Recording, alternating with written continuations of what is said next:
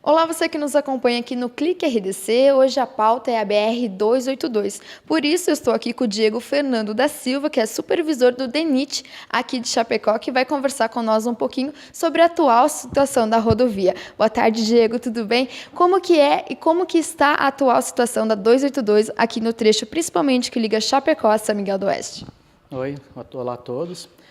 Então, hoje a gente tem, né, alguns pontos da rodovia que apresentam problemas, né, principalmente por conta das chuvas que ocorreram ao longo do mês de janeiro.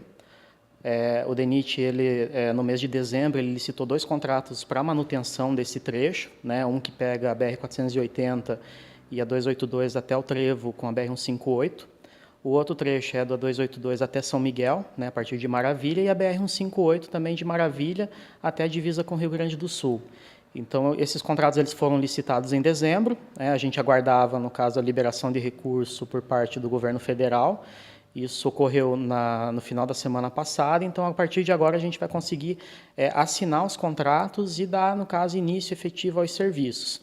Então, a gente tem alguns pontos, a exemplo da travessia de Pinhalzinho, alguns pontos próximos à Maravilha também, alguns pontos sentido São Miguel também que apresentam alguns problemas por conta disso. Né? A nossa equipe aqui está monitorando esses pontos, né? Tem também aí pedido que fosse viabilizado esses recursos de forma mais breve possível para a gente poder dar início a esses trabalhos e minimizar os problemas aí da rodovia num curto prazo. O prazo estabelecido agora é só a partir da aplicação dos projetos, para vocês terem mais ou menos noção de quanto tempo isso vai levar para acontecer.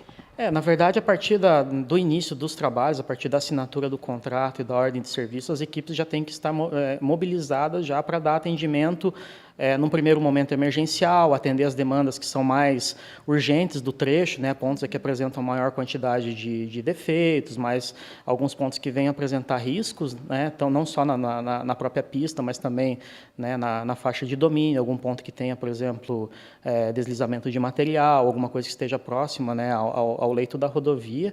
Então, a partir da ordem de serviço, a empresa já dá início imediato aos trabalhos. Então, a gente acredita que com o início, aí pelo menos os pontos mais críticos, aí com 15 dias no máximo, a gente consegue dar essa resposta e aí parte para as outras intervenções. Como a gente comentava antes, a BR-282 hoje é a principal fonte que leva a mercadoria e toda a produção do oeste catarinense. Como que vocês conseguem ver e avaliar essa importância da rodovia para a região e para o estado? Para nós aqui, né, tanto pela própria extensão da rodovia que a unidade de Chapecó cuida, né, nós cuidamos aqui de toda a malha rodoviária federal de Ponte Serrada até Dionísio Cerqueira. Então, a 282, em termos de extensão, é a que apresenta a maior, né, das rodovias que nós cuidamos, e é onde a gente vê de fato, a maior concentração de tráfego, né, tanto, né, nas áreas, entre as áreas urbanas, por exemplo, de Xanxerê até Chapecó, ali na região entre Maravilha e São Miguel, na região de Pinhalzinho. Então, assim, a gente vê ela como um dos principais, se não o principal eixo logístico da região.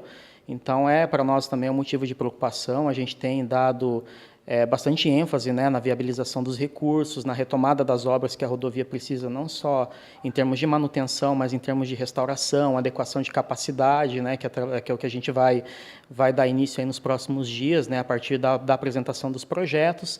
Então, para nós também é uma razão assim que a gente leva de forma bem constante aí as demandas para que tanto a superintendência em Florianópolis como a própria administração do DENIT em Brasília nos atenda e nos ajudem a viabilizar essas obras aí que a gente tanto precisa. Um projeto que já foi falado e é antigo é sobre a duplicação da BR-282. Tu acha que esse projeto é viável, vai ser estabelecido e qual prazo para que isso aconteça? Então, a questão da duplicação, ela já até assim, tem um estudo, né, que foi feito já há alguns anos pelo DENIT aqui em Santa Catarina, que aponta a viabilidade de duplicação em alguns trechos, né, da BR-282.